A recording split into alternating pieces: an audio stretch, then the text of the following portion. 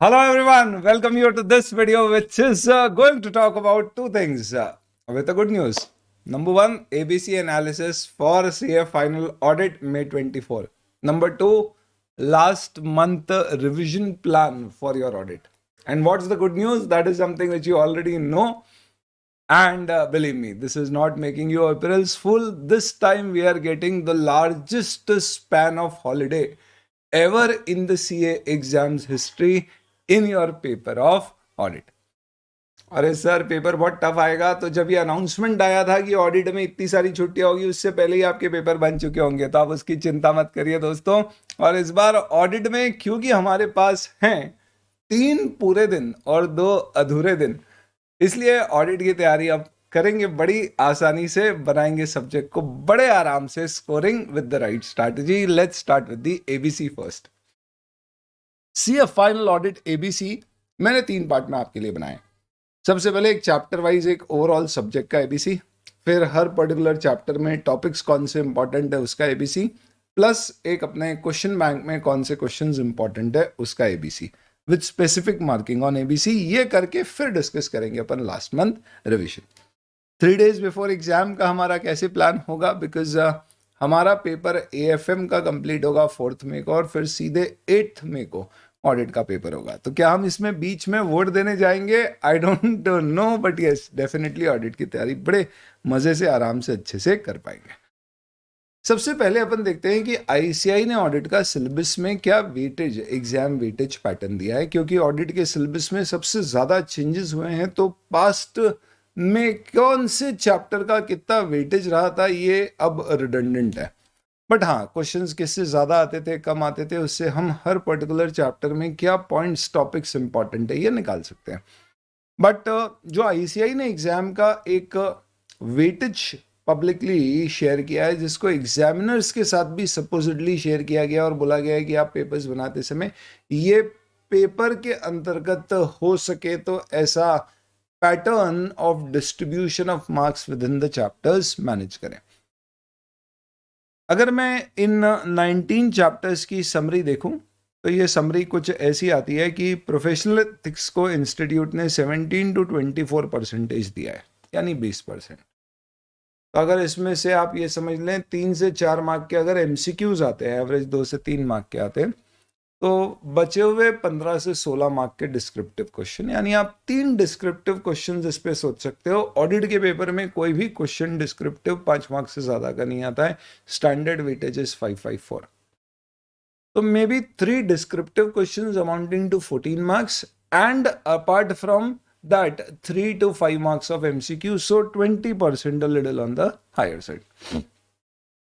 इसके अलावा जितने भी आपके स्टैंडर्ड बेस्ड चैप्टर्स है विच इज चैप्टर 1 to 11, तो चैप्टर 19 एथिक्स हो गया आखिरी और 1 to 11 हो गए सारे स्टैंडर्ड बेस्ड, जिसमें एसेज, एसआरई, एसएई सब कुछ आ गया। आईसीआई कहता है कि इसका वेटेज होगा 45 to 55%, विच मीन्स अगर मैं एवरेज लूँ तो 50%, यानी कि आपका आधा पेपर इसी में से आना है। नॉर्मली एमसीक्यूज ऐसे बेस बहुत ज़्यादा नहीं पूछे जाते थे एक्सेप्ट इन नवंबर 23 जहाँ पे बहुत पूछे गए। इंटरनेशनली अगर आप देखें तो इंटरनेशनल एग्जाम्स में क्योंकि इंस्टीट्यूट काफ़ी कुछ उसकी तरफ बढ़ रहा है, ऐसे बेस्ड एमसीक्यूज सबसे ज़्यादा पूछे जाते हैं। हमारे केस में नवंबर 23 से पहले जो दूसरे चैप्टर्स होते थे उनसे सबसे ज़्यादा एमसीक्यूज आते थे। दूसरे चैप्टर्स में हम डिवाइड कर सकते हैं 2 नए चैप्टर जो ऐड हुए, डिजिटल ऑडिटिंग और ईएसजी एसडीजी, जिसका वेटेज इंस्टीट्यूट ने अप्रोक्सीमेटली 5% ईच। तो अगर आप देखें तो डिजिटल ऑडिट का 3 to 6% और एसडीजी ईएसजी का 3 to 6%, तो समवेयर अराउंड 8 to 10 मार्क्स के आपके दोनों में से एक एक क्वेश्चन आ सकते हैं, मे बी एक 5 एक 4 या दोनों 5 के। फिर बचते हमारे सारे वो चैप्टर्स जो ओल्ड कोर्स में भी थे, या तो वो एज इट इज है या फिर उसके अंदर कुछ माइनर चेंज किए हैं, बट मेजर चेंजेस नहीं हुए हैं। इसका वेटेज सर क्या बात कर रहे हो, सिर्फ 20%? ओ माय गॉड, ये इंस्टीट्यूट के पैटर्न के अनुसार 17 to 24% ओनली है। तो सर ये तो जो पुराने वाले चैप्टर है इनका वेटेज तो बहुत कम हो गया पहले, क्योंकि इनका 40-45% वेटेज हुआ करता था डिस्क्रिप्टिव में, और सेम नंबर एमसीक्यूज में होते थे। तो ये खुशी की बात है या दुख की बात है समझ नहीं आ रहा है। खुशी इसलिए क्यों, क्योंकि इसमें भर भर के थ्योरी है। दुख की बात इसलिए क्यों, क्योंकि यही तो ओल्ड वाले चैप्टर्स थे जो as it is carry forward हुए। Whatever is that, this is basically a factual video which will basically tell you what the facts are. So 17 to 24% out of these 1, 2, 3, 4, 5 chapters के basis पे now let's come to chapter wise ABC. What do I particularly feel? सबसे पहले अपन ये 70-24% को further analyse करते हैं, जैसे हम पहले स्पेशल ऑडिट कहते थे, पर अब हम ऐसा कोई नॉमेनक्लेचर नहीं देते क्योंकि इनका कोई खास weightage as per ICAI exam pattern अभी तो नहीं। मुझे लगता है you can expect 1 question from group audit. Group audit के एक क्वेश्चन में कौन से पर्टिकुलर मैटर पे क्वेश्चन आ सकता है, तो टॉपिक्स के अंतर्गत इंडिविजुअल क्या टॉपिक्स इंपॉर्टेंट हो सकते हैं, that is something which I will share in the revision video, and may be at the and I will give you a list of comprehensive each chapter wise all topics. But 1 question you can expect of 4 to 5 marks from here, तो approximately आप 4% weightage इसका दे सकते हैं। Audit of bank and NBFCs में से 1 to 2 questions आप expect कर सकते हैं। इसका मतलब 8 to 10% वेटेज इजीली इसका हो सकता है। मेरे हिसाब से एनबीएफसी में अमेंडमेंट है तो 1 क्वेश्चन और बैंक के ऊपर 1 क्वेश्चन आना चाहिए। हालांकि एमसीक्यू के पॉइंट ऑफ व्यू से भी ये चैप्टर बड़ा इंपॉर्टेंट है। एमसीक्यू इस पे भी आते हैं, लेकिन इसमें नॉर्मली 1 आध मार्क का क्वेश्चन आएगा एमसीक्यू का। इसका कोई भरोसा नहीं है, 5 से 6 मार्क के भी आ जाए। कई बार इंटीग्रेटेड केस स्टडीज जो आती है जिसमें एक केस होता है और उसके ऊपर कई सारे क्वेश्चंस होते हैं, वो पूरा बैंक के ऊपर भी है। हालांकि अब जो इंस्टीट्यूट का मॉक टेस्ट पेपर वगैरह में पैटर्न दिख रहा है, उसमें जो इंटीग्रेटेड केस स्टडीज वो पूछ रहे हैं एमसीक्यू में, उसमें एक केस स्टडी में क्वेश्चंस जो आ रहे हैं वो सारे एक चैप्टर से रिलेटेड नहीं है। कुछ एथिक्स के हैं तो कुछ बैंक, कुछ एनबीएफसी, इस तरह के। तो एमसीक्यू पॉइंट ऑफ व्यू से this is very important. PSU में यू में गेट 0 और 1 question, so it is not necessarily कि इस पे क्वेश्चन आएगा ही आएगा। एमसीक्यू पॉइंट ऑफ व्यू से भी this is not really which is very important, 0 to 1 question based on past experience. तो 1 मार्क का एमसीक्यू और क्वेश्चन आया तो आया, नहीं आया तो नहीं आया। Same goes for internal audit, but internal audit ऐसे 610 इज क्रिटिकल, तो हो सकता है वहां से आ जाए या यहाँ से आ जाए। तो 1 क्वेश्चन आप बोल सकते हो इस पे आ जाएगा, या तो 610 या this chapter. Obviously this chapter also has content of 610। तो 4 to 5 मार्क्स का इसका वेटेज। एमसीक्यू में भी I do not foresee much importance to this particular unit. Due diligence investigation forensic में आप 1 से 2 क्वेश्चंस एक्सपेक्ट कर सकते हो। This is all my personal opinion and view, which means 8 to 10 marks का इसका वेटेज हो सकता है। और एमसीक्यू पॉइंट ऑफ व्यू से हिस्टोरिकली तो इनसे एमसीक्यू पूछे गए हैं, तो may B 2 to 3 MCQs, 1 from each topic. तो इस तरह से ऐसे अब मैं ऑडिट के चैप्टर को अगर इंटरप्रेट करूं तो ये काफी डुएबल सा लगने लग गया है मुझे, क्योंकि मेरी सबसे बड़ी समस्या है ये जो lot of theory in these other chapters है। और अगर मैं देखूं तो इन दीज अदर चैप्टर्स में न्यू चैप्टर्स को हटा के इनका वेटेज अप्रॉक्सीमेटली 20 मार्क का है। इन 20 मार्क में से मैं डेफिनेटली एनबीएफसी बहुत अच्छे से तैयार कर सकता हूँ, ग्रुप ऑडिट बहुत अच्छे से तैयार कर सकता हूँ, छोटे छोटे टॉपिक।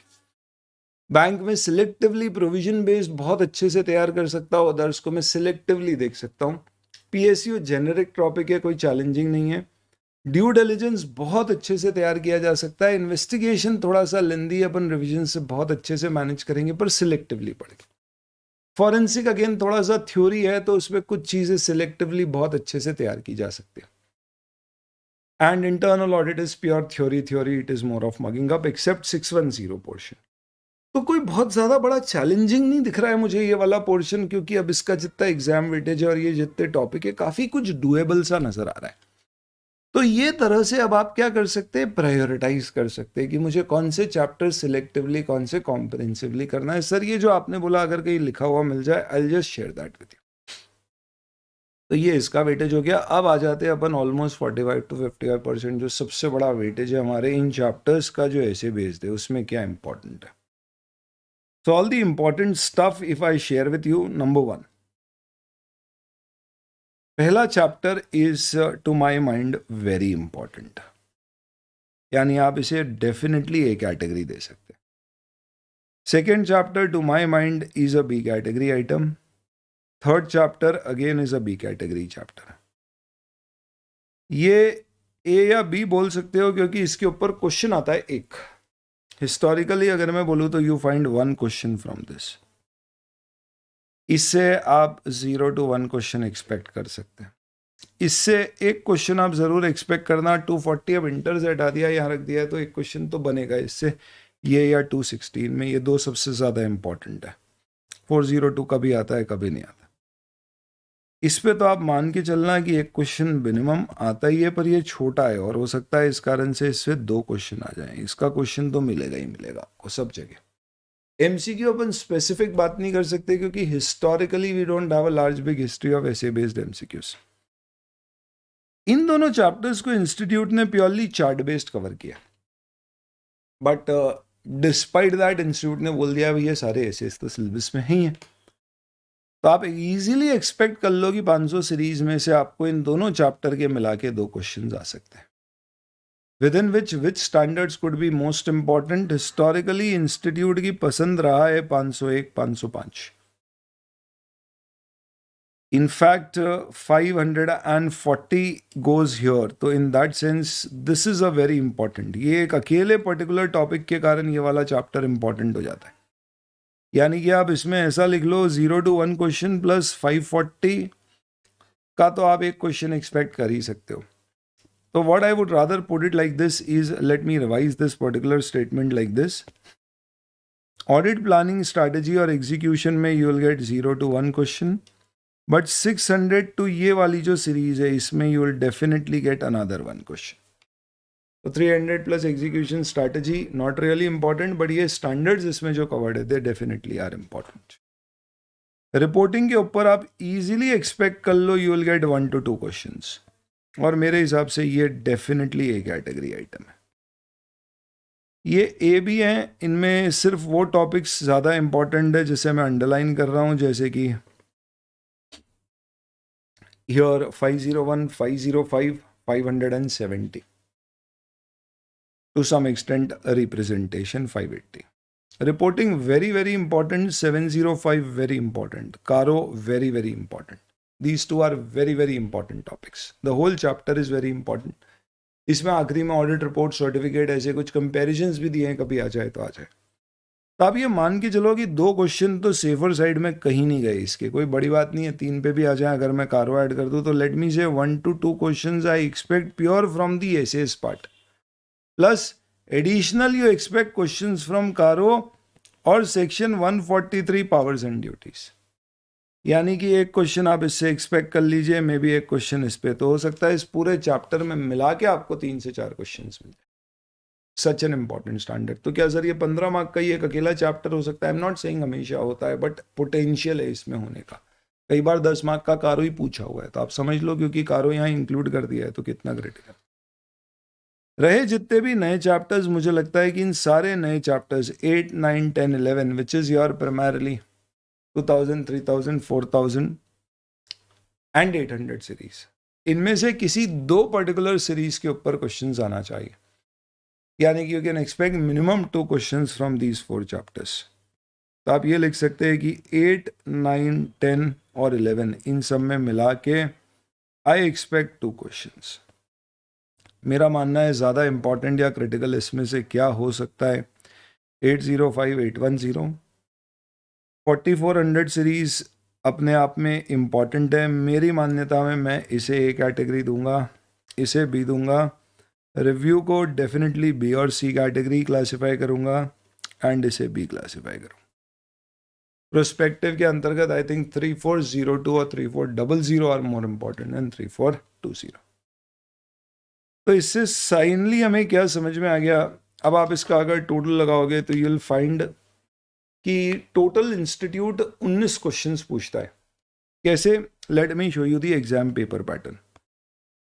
30 आपके डिस्क्रिप्टिव आ गए, सॉरी 30% एमसीक्यू आ गए और 70 डिस्क्रिप्टिव आ गए. पहला क्वेश्चन कंपलसरी ऐसे बेस्ड चैप्टर का होता है ज़्यादातर, या 2 पार्ट तो मिनिमम ऐसे बेस्ड होंगे. तीसरा पार्ट हो सकता है कारो या सेक्शन 143 जो कंपनी ऑडिट है, या कोई भी दूसरे टॉपिक से आ जाए. पैटर्न फिक्स होता है. हर क्वेश्चन 14 मार्क्स का होता है 554 के 3 पार्ट में. पहला कंपलसरी, बचे हुए 5 में से 4 ट्राई करना है, तो total 5 question 14 marks 70 marks try करना है. ऑप्शनल मिला के 6 क्वेश्चन, एक इंटरनल चॉइस आती है, तो टोटल 6 इंटू 3 18 प्लस 1 19 क्वेश्चन आते हैं. 19 questions is what the institute can earn. And effectively what you have is you have 19 chapters. आप ये समझ लीजिए कि अगर 3 इसमें से एथिक्स के निकल गए तो बचे हमारे टोटल 16 क्वेश्चंस और बचे हमारे 18 चैप्टर. इसमें स्पेशल जो नए स्टैंडर्ड आए उनके 4 चैप्टर में से 2 क्वेश्चंस वहां पे आना चाहिए. तो इसका मतलब ये मोरलेस जो मेरा अंडरस्टैंडिंग लगती है मुझे. तो we are left with 16 questions and if we see we are left with 18 minus 4 14 topics. तो 19 थे, एथिक्स एक निकल गया 18, उसके बाद 4 निकल गए तो बचे 14. क्वेश्चंस कितने हो गए एथिक्स के अगर 3 देखें और इसमें से 2 5 तो 14 बचे. तो 14 chapters and 14 chapters and 14 question. यानी मोरलेस इंस्टीट्यूट के पास पॉसिबिलिटी है कि हर चैप्टर में से एक क्वेश्चन पूछ ले. तो एक डिजिटल ऑडिट का पूछ लेगी, एक ईएसजी का पूछ लेगी. इधर हो सकता है स्पेशल एरियाज में पीएसयू का कुछ ना पूछ के वो आपसे इन्वेस्टिगेशन के 2 पूछ ले. और उधर स्टैंडर्ड में हो सकता है कि इतने सारे चैप्टर्स में से couple of chapters they may not ask any question and they may ask a couple of more questions from a respective chapter. तो ये based on me this is the pattern which shows that every chapter has its own importance but probability of few chapters who are definitely C category which are very well less asked. C का मतलब ये नहीं है कि नहीं पूछे जाएंगे, अगर आएंगे तो इससे हो सकता है सिंपल या आसान क्वेश्चंस आपको देखने को मिल जाए. रेस्ट अदर्स आर इसे मैं ये बोलता हूँ क्योंकि इसके ऊपर एमसीक्यूज बड़े इंपॉर्टेंट होते हैं. ये भी है पर डुएबल है, ईजी है. तो डिजिटल और ये तो नए हैं, तो नए हमेशा इंपॉर्टेंट होते हैं, तो उसको एक कैटेगरी दिया जाए. ये भी ये होना चाहिए, no doubt about ethics. I hope this gives you a fair idea in terms of what are the important chapters as well as broadly what important essays are there. Sir essays में कौन से essays comparatively ज़्यादा important है? जो मैंने mark किया वो most important है, बट ऐसा नहीं है दूसरों में से क्वेश्चंस नहीं आते. आई hope this gives you a fair idea in terms of number 1 chapters importance, number 2 overall क्या कवरेज होएगी, हमारे पेपर का क्या डिविजन होगा. अब आ जाते हैं दोस्तों अपन क्वेश्चन आंसर्स पे. अगर मैं क्वेश्चन वाइज एबीसी की बात करूं तो what I have done is आपकी जो क्वेश्चन बैंक है उसमें ये टोटल 19 चैप्टर्स हैं अपने, उसका इंडेक्स है. हर चैप्टर में कितने क्वेश्चंस है ये दिया है मैंने. इन टोटल चैप्टर्स में से मुझे जो जो चैप्टर के जो जो क्वेश्चन नंबर इंपॉर्टेंट लगे ये एक सिंगल पेज में आपके साथ शेयर कर दिया. ये टेलीग्राम से आप डाउनलोड कर सकते हो.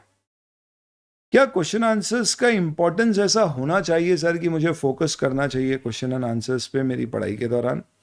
तो मैं आपको एक छोटी सी बात बताऊंगा दोस्तों. इंस्टीट्यूट के पैटर्न में अगर आप देखोगे तो 50% आपका जो पेपर होता है मोरलेस वो किससे आता है? क्वेश्चन बैंक से. यानी आधे क्वेश्चंस डेफिनेटली इंस्टीट्यूट की RTP MTP study material past exam question से रिपीट होते हैं, मिनिमम 50%. तो इसका मतलब क्वेश्चन बैंक तो हमारे लिए इंपॉर्टेंट हो गई है. हालांकि सिर्फ क्वेश्चन बैंक से काम नहीं चलेगा, क्यों? क्योंकि अप टू 50% क्वेश्चंस नए भी हो सकते हैं. तो इसलिए क्वेश्चन बैंक आपको डेफिनेटली करना है. टाइम कम है तो फोकस कर सकते हो आप इंपॉर्टेंट क्वेश्चंस पे. इंपॉर्टेंट कौन से होते हैं? जो मैंने बताया, प्लस ये आपने आपके मार्क कर रखे थे करते समय कि यार ये मुझसे गलत हुआ था पहली बार में, तो इंपॉर्टेंट है. तो क्वेश्चन बैंक आपको करना है. इससे पहले तो क्वेश्चन एग्जाम में डायरेक्ट मिलेंगे, वो फायदा है. दूसरा, कई बार आपको ये समझ में आएगा अच्छा इस क्वेश्चन में ये आंसर होता है. डाउट होएगा तो आप वापस से सोचोगे तो समझ में आएगा अच्छा इसमें ये आंसर लिखना है, ये नहीं लिखना है. प्लस जब आप क्वेश्चन रीड करते हो तो आप क्या करते हो? आपको सोचना चाहिए. कैसे प्रैक्टिस करना है इस समय पे क्वेश्चन आंसर्स रिवीजन में? तो आप क्वेश्चन रीड करोगे तो सोचना क्या आंसर होना चाहिए, कंक्लूजन देखो मैच हो रहा है या नहीं हो रहा है. प्रॉब्लम आ रही है, ऑडियो पॉड सुनिए, उसके सारे क्वेश्चंस के आपके पास ऑडियो पॉड अवेलेबल है. और वहाँ पे आपको जो भी क्वेश्चन गलत हो रहे हैं उन सारे क्वेश्चंस को आप मार्क कर दीजिए एज इंपॉर्टेंट. आपको एग्जाम से पहले वाले रिवीजन के दौरान जितने क्वेश्चन आपसे गलत हुए वो सॉल्व करना है, क्योंकि हमारे पास इस टाइम एक्स्ट्रा समय है before exam revision. We will also do some revision of important question. बाकी मैंने आपको इंपॉर्टेंट क्वेश्चन बैंक दे रखे हैं. अभी इस समय आपको क्वेश्चन बैंक में ये अप्रोच फॉलो करना चाहिए. क्या जब आप रिवाइज कर रहे हैं तो उस समय जो भी क्वेश्चंस आप रिव्यू कर रहे हो, सारे नहीं इंपॉर्टेंट वाले, उसमें जो भी क्वेश्चन में की चीज़ पूछी है उसे अंडरलाइन कर दो, ताकि बाद में रिवाइज अगर करना है तो आप सिर्फ उसी पे फोकस करोगे. और आंसर में भी जो की चीज़ है उसे हाईलाइट कर दीजिए. तो तैयारी आपकी ऐसी होना चाहिए कि कुछ आइडेंटिफाइड 50 ऑड क्वेश्चंस या 70-80 क्वेश्चंस मैं एग्जाम से 3 दिन पहले वाले रिवीजन में जब रिवाइज करूंगा तो मैं 45-50 मिनट्स के अंदर अंदर पूरे के पूरे क्वेश्चंस को क्विकली रिवाइज कर सको, इतना छोटा मुझे करना है। तो बातों ही बातों में हमने हमारा रिवीजन प्लान भी डिस्कस करना शुरू कर दिया, किस तरह से हमें रिवाइज करना है before the exams. So because we have 3 days, we will talk about it later. Let us first talk about last month revision. अभी एक महीने कैसे रिवीजन करना है, तो एक तो मैंने टेलीग्राम पे आपके साथ प्लानर शेयर किया है.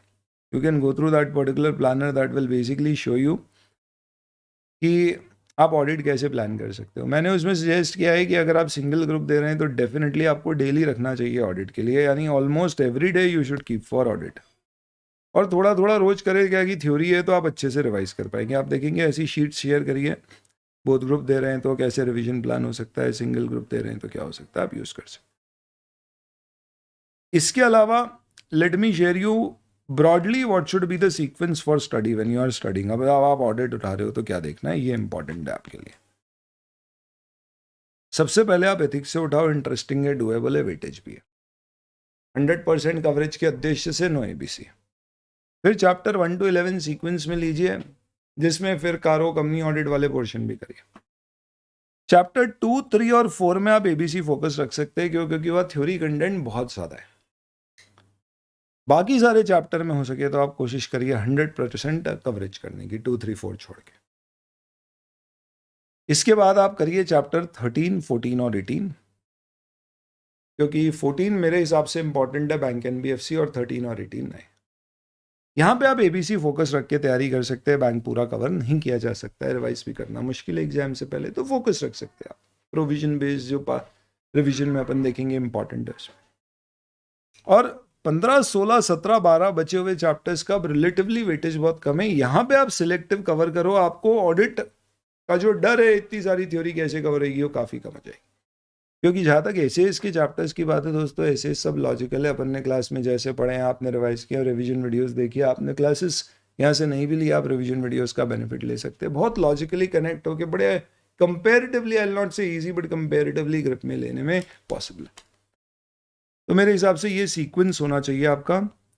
फास्ट के स्टूडेंट्स के लिए उन्हें डीसी या क्वेश्चन बैंक से अगर पढ़ने की चाहत है तो 100% ओके, कोई प्रॉब्लम नहीं है. ड्रोन चार्ट्स में 220 पेजेस में एथिक्स छोड़ के सब कुछ कवर हो जाता है. एथिक्स मिला के 270 पेज, और पूरा मटेरियल आपका सॉलिड कवर होता है. कोई चार्ट जैसी चीज नहीं है कि सिर्फ कीवर्ड्स है, प्रॉपर कंटेंट है, अपने आप में सेल्फ स्टडी मटेरियल है. I think drawn charts are excellent. खुद से बोलना नहीं चाहिए, पर स्टूडेंट की बात बोल रहा हूँ जबान. आप ब्रह्मास प्लस क्वेश्चन बैंक कर रहे हो, कोई प्रॉब्लम नहीं है. बस आपको मार्क करते जाना है वहाँ पे क्या क्या इंपॉर्टेंट चीज़ें हैं इस समय पर. इन कुछ चैप्टर्स में जहाँ पे कंटेंट बहुत ज़्यादा है, हो सकता है आपको ब्रह्मास फॉलो करने में थोड़ा समय ज़्यादा लगे, तो अभी से आप मार्क कर दीजिए क्या कि आपको क्या क्या सिलेक्टिवली करना है उसमें से. कुछ स्टूडेंट ब्लेंडेड अप्रोच पे जाना चाहते हैं कि सर ये वाले टॉपिक्स में मैं ड्रोन चार्ट यूज़ कर लूँ और बाकी सब में ब्रह्मास्त्र यूज़ कर लूँ, या एसेज में जो नए स्टैंडर्ड्स हैं उसमें ड्रोन चार्ट ले लूँ और बाकी सब में ब्रह्मास्त्र. कोई प्रॉब्लम नहीं है, पर जो भी अप्रोच आपने फाइनल करी है उसे फाइनल करके रख दीजिए. किताब ऐसी बनाई है कि एक सिंगल किताब से भी आप सारी चीज़ें कवर कर सकते हैं. You need not change your strategy there, पर जो भी डिसाइड किया बस उस पर स्टिक रहो. कैसे पढ़ना है, कम से कम 2 रीडिंग और होनी चाहिए आपकी मिनिमम लास्ट 1 महीने के अंतर्गत. जी, नेक्स्ट पावर बैच या यूट्यूब के रिविजन, जहां आपको जरूरत है वहां देखिए कि ये चैप्टर में ग्रिप कम आ रही है तो उस पर रेफर कर लीजिए. डिजिटल ऑडिट, एएसजी, एसडीजी बहुत बड़े लग रहे हैं, कंफर्ट नहीं आ रहा है, एक बार उसका रिविजन जरूर देखें. अब मेमोराइज करने पे भी ध्यान देना होगा. अब तक कंसेप्चुअल अंडरस्टैंडिंग पे फोकस था, अब याद करना है, तो आप क्यूमुलेटिव रिविजन करिए. तो आप रोज 4 घंटे अगर ऑडिट पढ़ रहे हैं, which is an ideal time if you are doing it daily, तो आपको क्या करना है, अगले दिन सबसे पहले शुरू का आधी घंटा, पौन घंटा, आपको मिनिमम टाइम ही ऐसा रखना. रिवीजन में कभी भी जल्दबाजी मत रखो. आपको बोलना है मेरे को मिनिमम 30 मिनट्स, 45 मिनट्स रिवीजन पे देने, उससे पहले हो गया तो भी मैं रिवाइज करूँगा और फिर आगे का पढ़िए. ऐसे डेली पुराना वाला रिवाइज करिए. क्या डेली पिछले दिन का रिवीजन करना है या पिछले दिनों का रिवीजन करना है? Develop your own strategy. कुछ टॉपिक्स में आपको लगेगा कि यार मुझे प्रीवियस सारे करना चाहिए, कुछ में आपको लगेगा नहीं ज़रूरत है. हो सकता है एक स्टूडेंट नॉर्मली क्या फॉलो करते हैं, for 5 days they will revise only the previous days and on the 6th day they will revise the whole thing. So develop your own strategy. And then please understand, अब आपको ये clear हो जाना चाहिए क्या चीज़ें नहीं कवर करनी है, आपको सिर्फ रिव्यू करनी है, किसको समझ के पूरे अच्छे से कवर करना है. तो ये आपका तरीका होगा दोस्तों आखिरी के 1 महीने में रिवीजन का। आपको आपका क्रिएट करना पड़ेगा एक प्लान। मैंने एक आपको शीट दे दी है जिस पे आप फिल कर सकते हो। मैंने उसमें टेंटेटिवली मेरी तरफ से प्लान भी दिया है कि आपको इस तारीख पे ये समय ऑडिट पे देना चाहिए। बाकी आप अपने हिसाब से उसको सूट करके फिल कर सकते हैं। That is your last one revision. 3 days before exam का रिविजन अपन आगे शेयर करेंगे। बाकी आई होप इससे अब आपको ये चीज़ समझ में आ गई होगी कि हमारा क्या होना चाहिए ओवरऑल तरीका करने का। कंक्लूजन करते हैं। सबसे पहले एथिक्स से शुरू करें। एवरेज 17 से 24% वेटेज है। फिर सारे एसेज वाले चैप्टर ले लें, स्टैंडर्ड वाले 1 to 11। उसके बाद में आप ले लें चैप्टर्स जो 12, 18 और 14 है इंपॉर्टेंट। 13 भी कवर कर लें वहाँ पे। और फिर रिमेनिंग आपके जितने भी चैप्टर्स है उसको सिलेक्टिवली एबीसी फोकस के साथ कवर कर लें।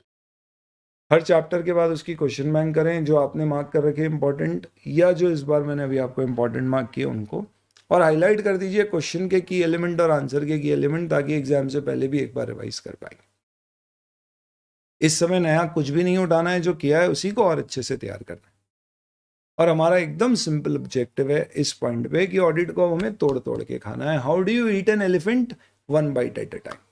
तो बहुत बड़ा हमें पिक्चर नहीं रखना है दिमाग में, एक एक करके खाते जाना है। इसका मतलब एक एक करके चैप्टर्स कवर करते जाना है, कंट्रोल में लेते जाना है। बड़ा सा ये सब्जेक्ट खूब सारी थ्योरी वाला भी एकदम डुएबल और कंट्रोल में लगे। बाकी रिविजन्स आएंगे यूट्यूब पे, बहुत सारे आ चुके हैं ऑलरेडी, आगे भी आएंगे। प्लेलिस्ट एक बनी हुई है, डिस्क्रिप्शन में डाल देता हूँ, आप उसे फॉलो कर सकते हो। Wish you all the very best.